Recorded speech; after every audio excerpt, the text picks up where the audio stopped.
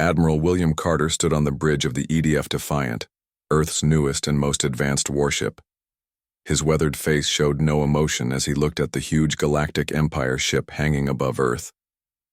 The Empire had come 3 years ago, saying Earth was now their protectorate, just a nice word for slavery. Carter remembered the day they arrived. Massive ships darkened the skies over every major city. Panic spread across the globe as alien vessels larger than aircraft carriers hovered silently above. The Empire gave Earth's leaders 6 hours to surrender or face immediate pacification. With no choice, Earth's nations united under the Empire's boot. For 3 long years, the aliens took what they wanted: metals, water, and worst of all, people for their labor programs. Those taken never returned. "Admiral, we're getting a message from the Imperial flagship," said Lieutenant Susan Miller. Her hands moved quickly over the glowing control panel. "Put it on screen," Carter ordered. The face of Imperial Commander Zor-Kal filled the big screen.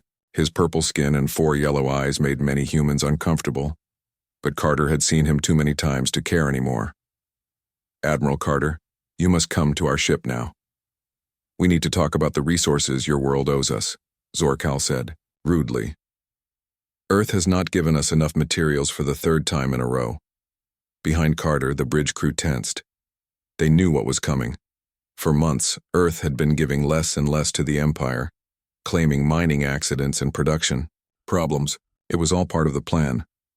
Carter fixed his uniform jacket and stood straight. "Commander Zor-Kal, I must say no to your invitation. I have a message for you and your Empire instead." The alien's top eyes narrowed. "Say it then." "Starting right. Now Earth is declaring independence from the Galactic Empire. Your ships are no longer welcome in our solar system. You have 24 hours to leave." Zor-Kal's laugh sounded like metal grinding. "You stupid apes don't understand what you're doing. The Empire controls 10,000 worlds. Your tiny planet means nothing to us." Carter allowed himself a small smile. "Maybe so. But we learn fast, Commander. 24 hours, not 1 minute. More." As the screen went black, Commander Kate Andrews walked to Carter's side. "Sir, do you think they'll really go?" Carter shook his head. "No, Kate, I expect they'll try to punish us."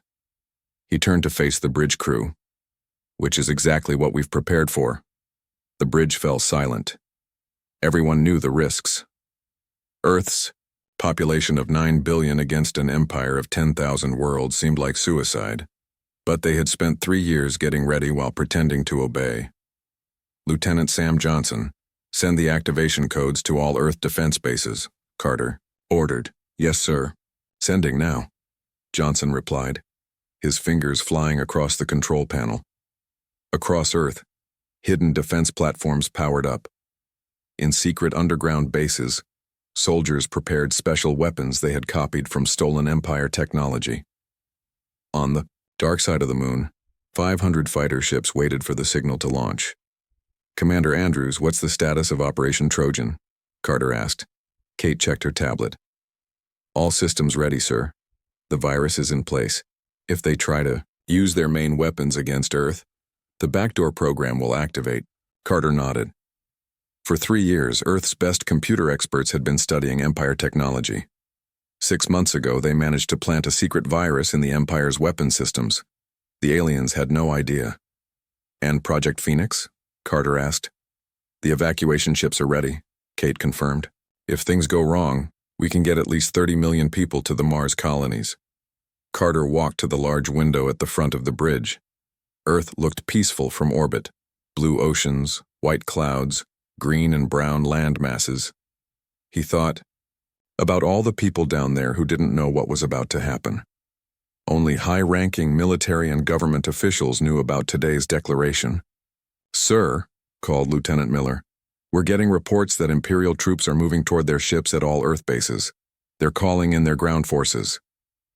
"They're preparing to attack," Carter said. "Just as we expected."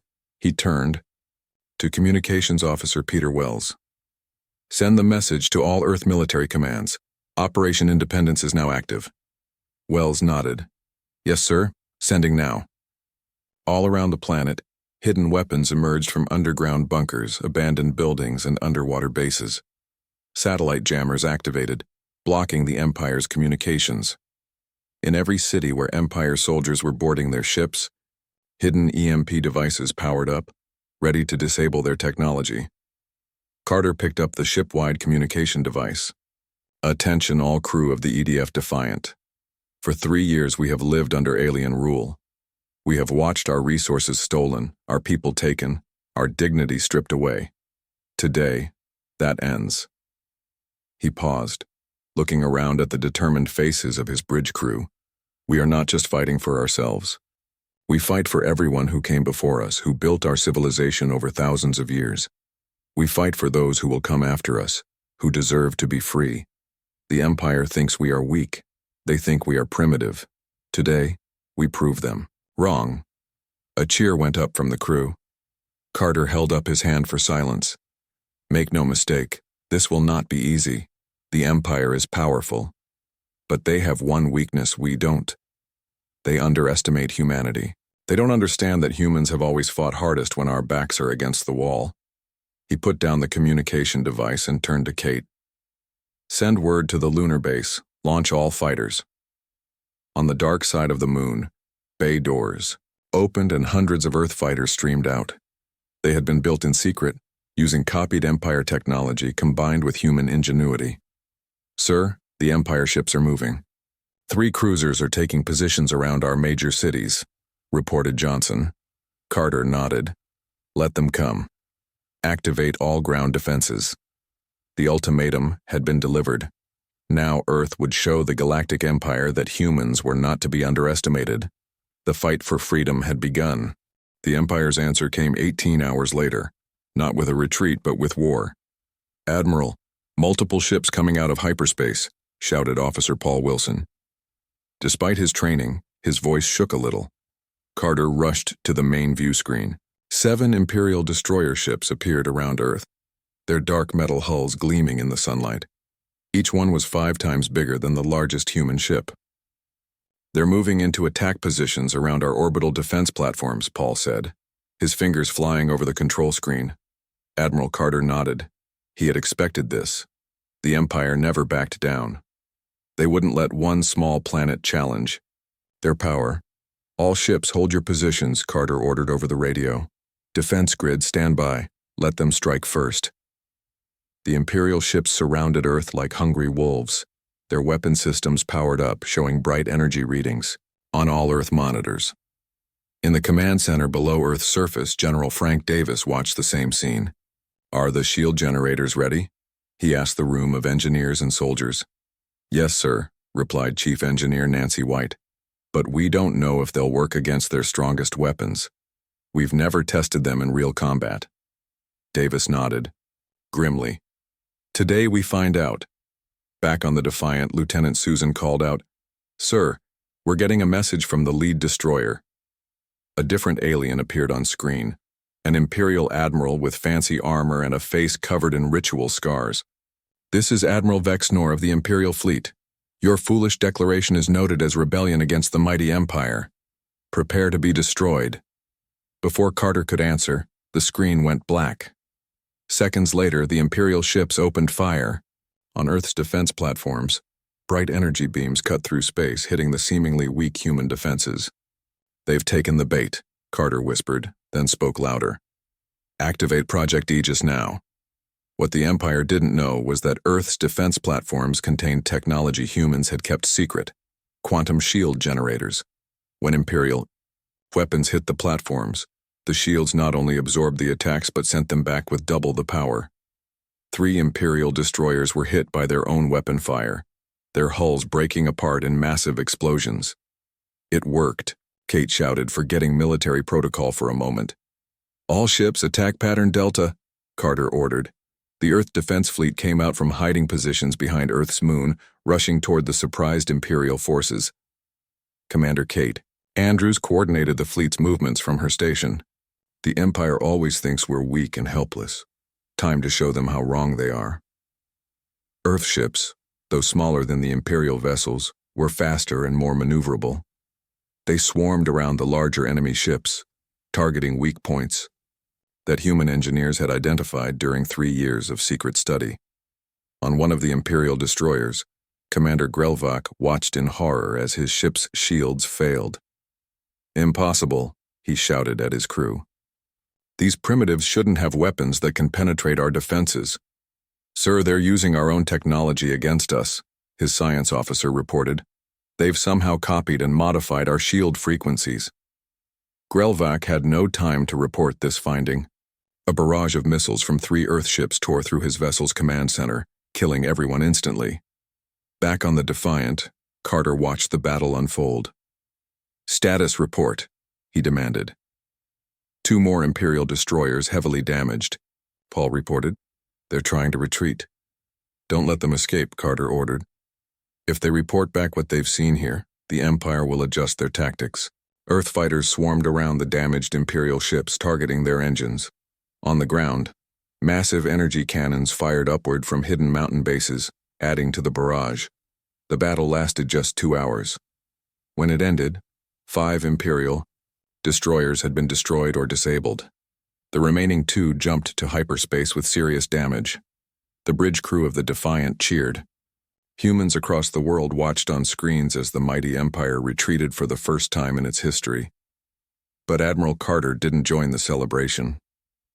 "This isn't the end," he told them, his voice cutting through the noise.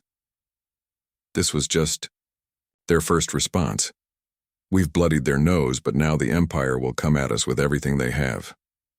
Later that night, Carter sat alone in his quarters, reading casualty reports.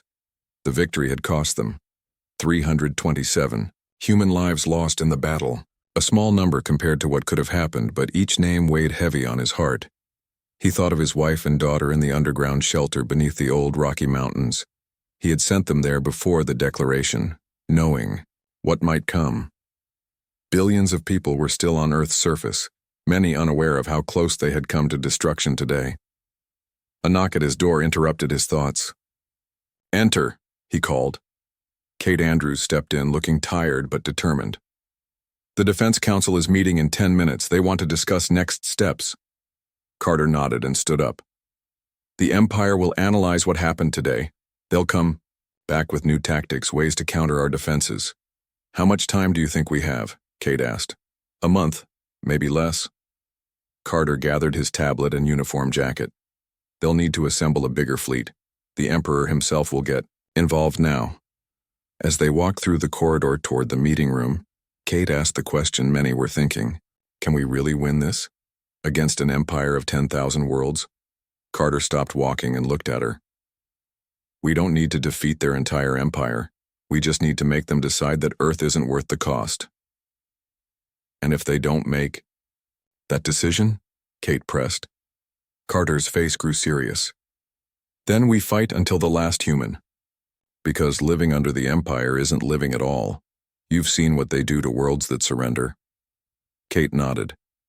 She had seen the reports from human spies, planets stripped of resources, populations enslaved, cultures erased. "One more thing," Carter said as they reached the meeting room door. "The data we gathered from the destroyed Imperial ships confirmed our theory. Their entire fleet operates on a connected quantum network. If we can access the main node, we could shut down their whole system." Kate finished, her eyes widening at the possibility. Carter nodded. "I'm putting a team together. It's a long shot, but it might be our only chance when they return with full force." As they entered the meeting room filled with military leaders and government officials, Carter straightened his shoulders. Earth had won its first battle against the Empire, but the war had only just begun. 1 month after Earth's declaration, the warning alarm sounded throughout Earth's defense network.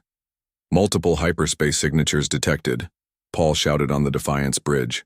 "Big ones, coming in at the edge of our solar system, Admiral." Carter rushed to the main display. His heart sank at what he saw. A fleet of 50 Imperial warships had appeared, led by a massive dreadnought that made their other ships look tiny. "My God," whispered Commander Kate Andrews as she stared at the screen. "That flagship is bigger than anything we've ever seen. It must be at least 20 kilometers long." Carter studied the Imperial formation with a serious face. The ships were arranging themselves in a battle pattern he had never seen before. "They're not taking any chances this time," he said quietly. Earth's first victory had shocked the Empire. What should have been an easy win had become a major embarrassment. Now the Empire had sent one of its main battle fleets to crush the human rebellion, once and for all. "Sir, we're getting a message from the Imperial Dreadnought," Susan reported. The view screen showed a new alien species, this one looking like a large insect with many eyes and sharp mouthparts. "I am Grand Admiral Kvex of the Imperial Forces. Your species has been marked as dangerous rebels. You will surrender all military equipment and accept immediate occupation, or your world will be burned to ash." Carter stood tall. "Grand Admiral, we must decline your offer. Humanity will not live as slaves to the Empire." The alien's mouth clicked in what might have been laughter. "Your species' defiance is noted and will be studied by our scientists after you are extinct." As the message ended, Carter turned to his staff. "Start Operation Scattered Earth. Now." Across the solar system, hidden human outposts on Mars, Europa, Titan, and many other moons and asteroids powered up. Earth had spent the last month spreading its forces and civilians throughout the system, knowing this day would come. The Imperial fleet began a careful advance toward Earth, destroying defense platforms and satellites as they moved closer. Their tactics were different now, more careful, staying farther away to avoid the trap that had caught the First Fleet. "They're getting ready to bomb the planet," Paul reported, his face pale, "targeting major cities and military bases." "Activate the planetary shield," Carter ordered.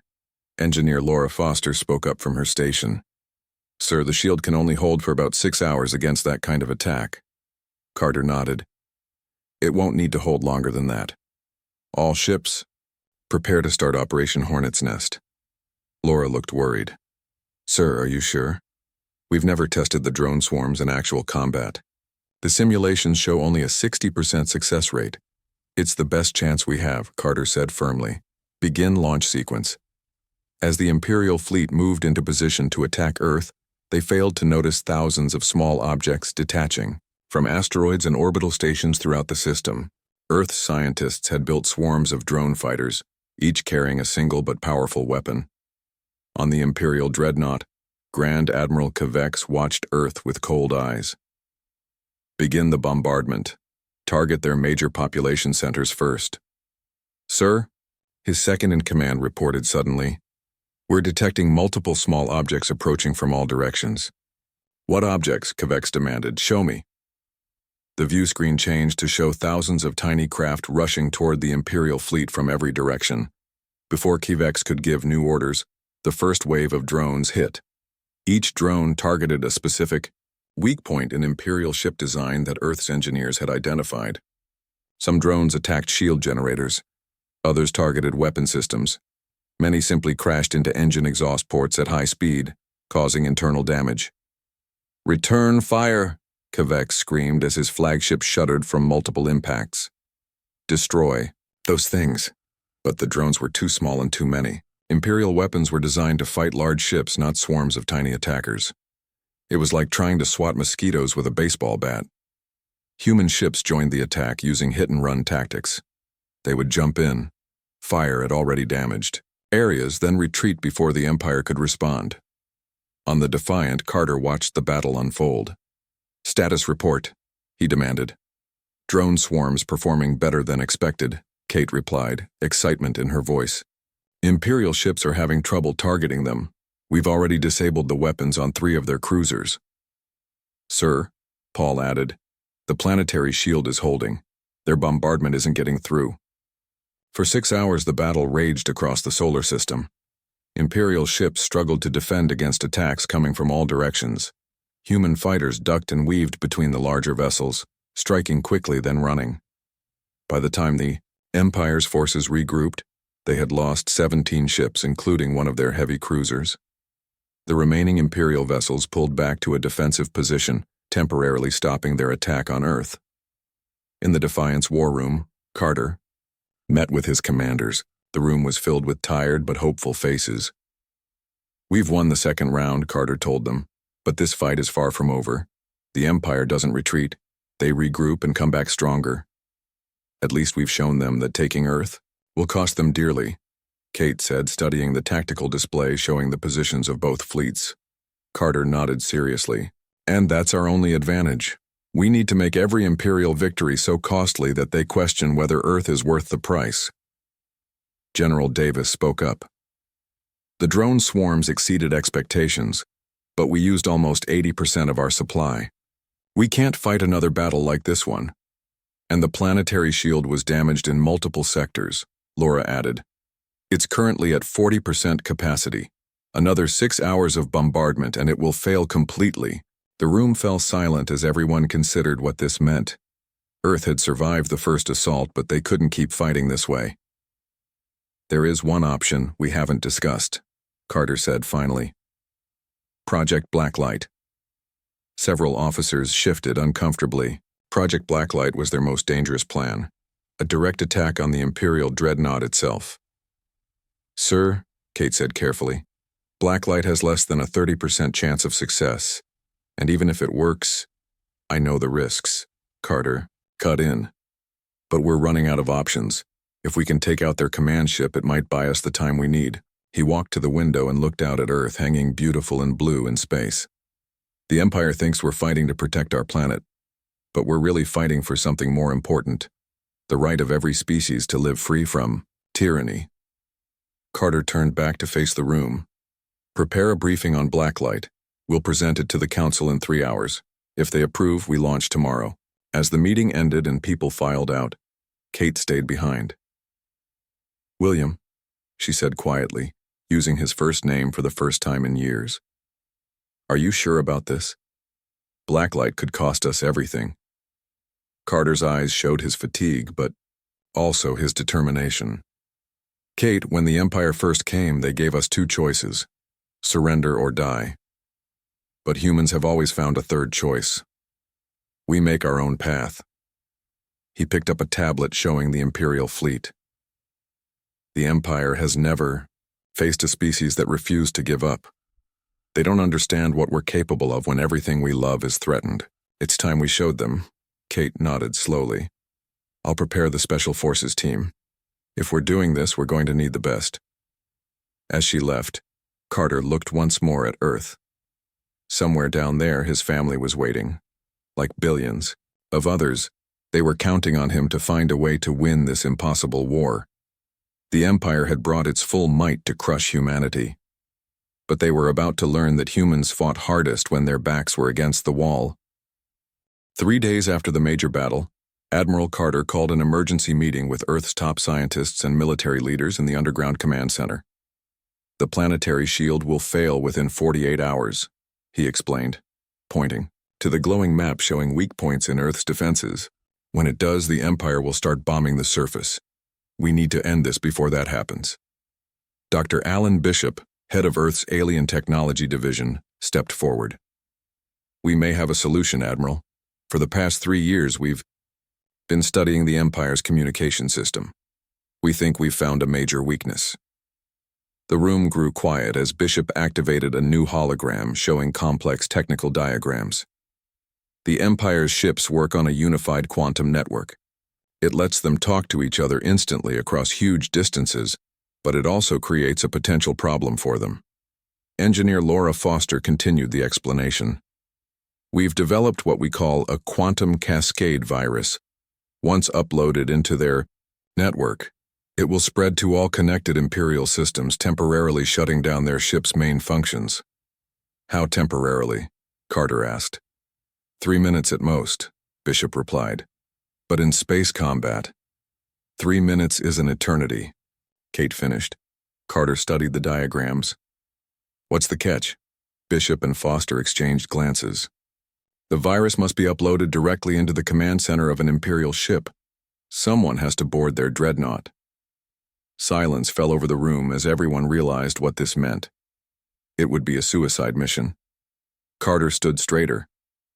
I'll lead the boarding team. Kate immediately objected. Sir, with respect, we need you coordinating the defense. After much debate, a plan was formed. Commander Kate Andrews would lead a small team to board the Imperial dreadnought during a coordinated attack, meant to distract the Empire's forces. The next day, as Earth's remaining fleet engaged the Imperial Armada, A stealth shuttle carrying Kate and her team of 6 soldiers approached the massive dreadnought. Using stolen Imperial codes, they gained access through a side maintenance door. "We're in," Kate whispered over the secure radio link. Moving to the central command node. The team fought their way through the alien vessel, using special weapons, designed to defeat Imperial technology. 2 team members fell during firefights with the ship's security forces. Meanwhile, Earth's fleet was taking heavy losses but keeping the Imperial forces busy as planned. When Kate's team reached the command node, they planted the quantum device and started the upload sequence. Imperial troops came at them from all directions. "Upload at 60%, reported Sergeant John Hayes, the team's tech specialist, as he fired down the corridor at approaching enemies. "We need to hold this position," Kate ordered, hiding behind alien machinery. The firefight grew more intense. Another team member was hit. The upload reached 80%. "Admiral Carter," Kate called over the radio. "Be ready. Upload at 90%. "Standing by, Commander," came Carter's steady reply. "All ships, prepare to execute attack pattern. Omega on my mark." On the Imperial Dreadnought's bridge, Grand Admiral Kavex received urgent reports. "Human intruders in the command node? How did they get past our defenses?" he demanded. "Unknown, sir," his second-in-command replied. "Security teams are engaging them now." Kavex's compound eyes narrowed. "These humans are more resourceful than we anticipated. Send all available troops to the command node immediately." Back at the command node, Kate smiled grimly as the upload completed. "Virus deployed. Tell Amy I love." Her transmission cut off as an explosion shook the command node. Throughout the Imperial fleet, ship systems suddenly failed. Weapons powered down, shields collapsed, and engines stalled. For precisely 2 minutes and 47 seconds, the mighty armada hung helpless in space. Earth's remaining ships struck with everything they had, focusing all firepower on the dreadnought and the largest Imperial vessels. The coordinated assault was devastating, crippling the heart of the Imperial fleet. On the Defiant, Carter watched the battle screens intently. "Status report." "The virus worked perfectly," Susan reported. 17 Imperial capital ships destroyed or disabled. "The dreadnought has taken massive damage to its command section and engines," Paul added. "Imperial fleet is breaking formation. They're retreating." For the first time in recorded history, an Imperial battle fleet was withdrawing from combat before completing its mission. Admiral Carter watched the Imperial ships jump to hyperspace one by one. There was no celebration on the bridge. The victory had come at too high a cost. "Any word from Commander Andrews's team?" he asked quietly. Susan shook her head. "No communications from the boarding team, sir." Carter's face showed no emotion, but his voice was heavy. "Send recovery ships to the dreadnought wreckage. Find our people." 3 hours later, search teams boarded the damaged dreadnought. Most of it was exposed to vacuum, its hull torn open by Earth's attack. The teams moved carefully through the wreckage, checking for survivors. "Admiral," came the voice of the search team leader over the comm. "We found them. Command node section." Carter held his breath. "Status?" There was a pause before the reply came. 4 confirmed KIA. 2 survivors, sir, but in critical condition. One of them is Commander Andrews." Carter closed his eyes briefly. "Get them back here immediately."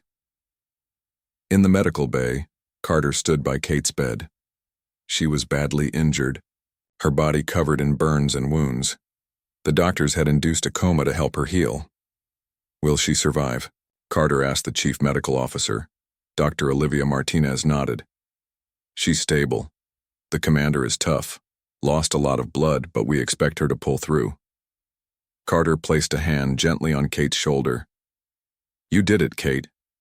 You gave us a fighting chance." He turned to Dr. Martinez.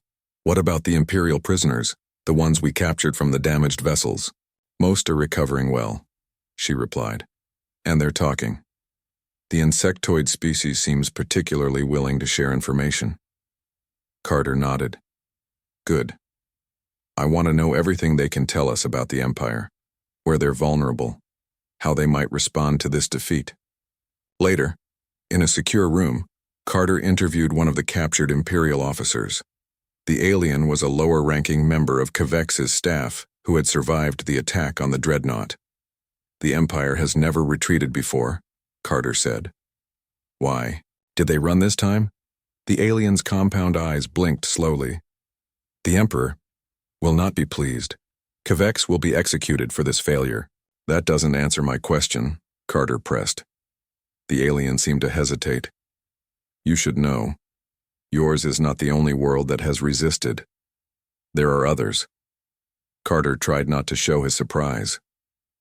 "Other worlds fighting the Empire?" 7 known rebellions across the galaxy, the alien confirmed. "The Emperor keeps this information secret. No subject world can know that others resist, lest it spread." For the first time since the war began, Carter felt a genuine spark of hope. Earth was not alone in its fight. As he left the interview room, he was met by Susan. "Sir, we've managed to retrieve data from the Dreadnought's computers. You'll want to see this." She handed him a tablet showing star charts marked with Imperial fleet movements. "The Empire is fighting on multiple fronts. They've had to pull ships from other sectors to deal with us." Carter studied the information carefully. "They're stretched thin, and now they've lost a significant portion of their fleet here." "Sir," Susan said hesitantly, "do you think we could actually win this war?" Carter looked at her. "Not alone. But if we could contact these other rebellions, coordinate our efforts." A plan began to form in his mind. Earth had survived the Empire's assault, but the real fight was just beginning. For the first time, however, victory seemed possible. 3 months after the Battle of Earth, Admiral William Carter stood before the United Earth Council. The room was filled with representatives from every nation and colony in the solar system. "The Empire has not returned to our system since their retreat," Carter reported. "Our scouts say they've set up a quarantine zone at the edges of our solar system, but they haven't tried to attack again." Council President Maria Garcia nodded. "And what about the prisoners?" "The Imperial officers we captured have given us valuable information," Carter replied. "Most importantly, we've learned that Earth is not alone in its fight." This news caused excited whispers among the council members. Carter continued, "At least 7 other species across the galaxy have started their own rebellions against Imperial rule. The Empire is fighting on multiple fronts for the first time in its 5,000-year history." He showed a star map with dozens of systems highlighted across the galaxy. "Using the codes we took from their ships, we've contacted 3 of these resistance movements. They were surprised to hear from us, just as we were shocked to learn about them. The Empire has kept all its conquered worlds isolated from each other on purpose." Engineer Laura Foster stepped forward. "Using Imperial technology, we've built an independent communication network. We call it the Freedom Net. It lets resistance forces talk to each other instantly across the galaxy, completely hidden from Imperial monitoring." President Garcia looked thoughtful. "What does this mean for Earth's safety?" Carter's face was serious but determined. "The Empire will return. Eventually, they can't let our rebellion succeed. But next time, we won't be fighting alone." The recovery mission to the Imperial Dreadnought had found survivors from Kate's team, including Kate herself, badly injured, but alive. She now walked with a limp as she joined Carter at the podium. "The prisoners have told us something else," she said. "The Empire isn't as united as they want everyone to believe. There are groups within their ruling council that didn't want to expand into our part of space. Our resistance has made these moderate voices stronger." Carter nodded. "The galaxy is changing, and humanity has become a key part of that change. We didn't ask for this role, but now we have a duty not just to our world, but to all beings suffering under Imperial rule." He looked at the assembled representatives. "I propose we make our alliance with the other resistance forces official. Together we can build something better than the Empire, a partnership of free worlds based on respect and freedom." President Garcia put the idea to a vote. It passed unanimously. 1 year after Earth had declared that no Galactic Empire ships were allowed in its space, Representatives from 12 formerly conquered species gathered on Europa's capital dome. There they signed the founding charter of the Galactic Cooperative of Free Worlds. Admiral Carter, now serving as Earth's first ambassador to the cooperative, stood with Kate Andrews as they watched the signing ceremony. "Do you think it will last?" Kate asked quietly. Carter looked at the diverse gathering of alien species, beings who until recently had never known each other existed. The Empire has ruled for 5,000 years through fear and keeping worlds apart. What we're building here is based on unity and hope. It won't be easy, but I believe it has a real chance. As the ceremony ended, Carter thought about humanity's journey.